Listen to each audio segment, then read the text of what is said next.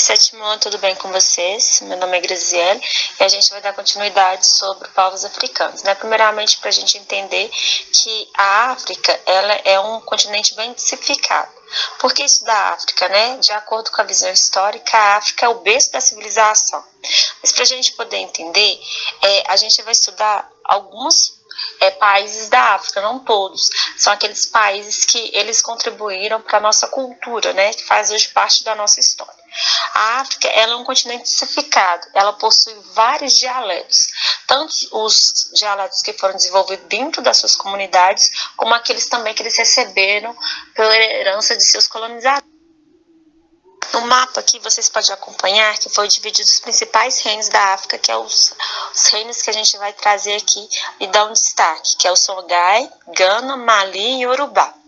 E esses reinos, eles foram importantes porque no processo de escravização, né, que foram transportados para cá os negros, alguns desses reinos, né, alguns indivíduos que participavam desses reinos, foi trazidos para cá e foi deixado desmembrado aqui a sua cultura e sua herança para o Brasil.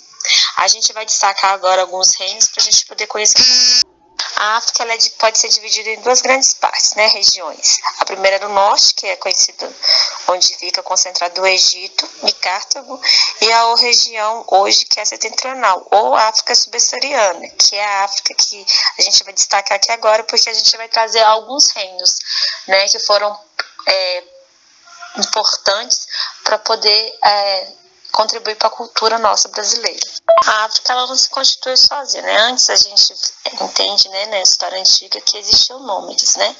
E para essas primeiras formações que a gente está localizada aqui na África, que é chamada de África Setentrional, existia um nômade chamado Berberes ou Tuaregues. Esses Berberes, eles eram considerados um dos povos mais antigos. A sua cultura é constituída dentro da religião islâmica, né? Eles têm um dialeto propriamente seu, e dentro dessa cultura deles, eles herdaram os costumes e as tradições todas islâmicas, principalmente a forma e a presença da mulher dentro dessa cultura. Os tuaregs, eles viviam principalmente nessa região que a gente chama de Sahel. Esse Sahel, ele era uma região muito importante porque ele era a principal rota de comércio que existia ali. Então, por ele ser essa principal rota de comércio, várias pessoas, vários povos se instituíram e se concentraram ali, deixando de ser nômade. Fora não somente os povos que existiam lá, outros povos tinham uma transação dentro dessa rota. Ali foram constituídos os reinos que a gente vai citar agora, que é o Gana, o Mali, o Songhai, o Zubás, o Ili, Efe, o Oiá, o Beni e o Ban. O reino de Gana, também conhecido como Mauritânia, que é o nome de um país, né, que hoje é conhecido dessa forma, não é conhecido mais como Gana, ele possuía seu próprio domínio da metalurgia e da arte também.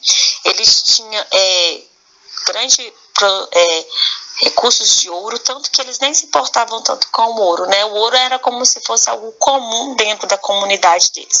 O seu rei era chamado de Gana também, por isso que veio o nome do reino, né? Porque Gana significa guerreiro. E eles desenvolveram bastante naquela atual região do Sahel, né? A partir do século IV.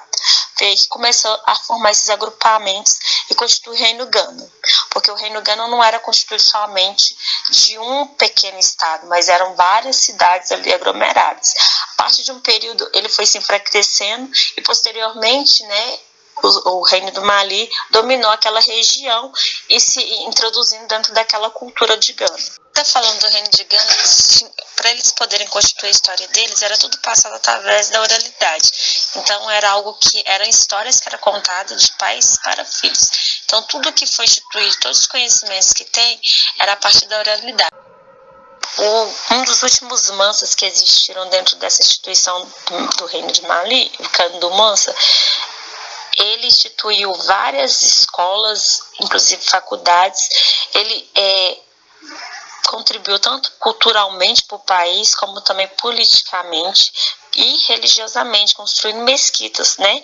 Então, era um dos centros mais conhecidos e mais desenvolvidos dentro de um período que a gente pode dizer que era um período antigo, para dentro daquela sociedade. Mas como todo reino, ele foi se enfraquecendo após a morte do rei e foi sendo dominado por outros reinos.